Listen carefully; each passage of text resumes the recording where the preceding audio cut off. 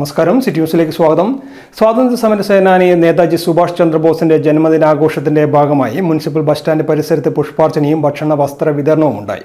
Corporation standing committee chairman Suresh Babu എളിയാവർ പരിപാടി ഉദ്ഘാടനം ചെയ്തു. അത് സുഭാഷ് ചന്ദ്രബോസ്.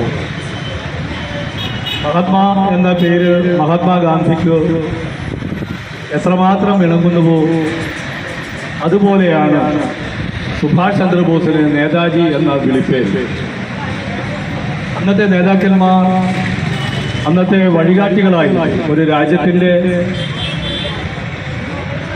സ്വാതന്ത്ര്യത്തിന് വേണ്ടി മാത്രമല്ല, ആ സ്വാതന്ത്ര്യ സമരത്തോടനുബന്ധിച്ച് ഒരു നാട്ടിലെ ജനതയെ ആവേശമുള്ളവരാക്കാനും രാജ്യത്തിൻ്റെ അഭിമാനബോധമുള്ളവരാക്കാനും എല്ലാം പരിശ്രമിച്ചിട്ടുള്ള നിരവധിയായ നേതാക്കന്മാർ പിറന്നു വീണ മണ്ണാണ് നമ്മുടെ രാജ്യം അഥവാ ഭാരതം.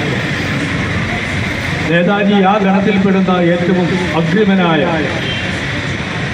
ഒരാൾ ആണ് എന്ന്, ഒരു നേതാവാണ് എന്ന് നമുക്ക് പറയാൻ കഴിയും.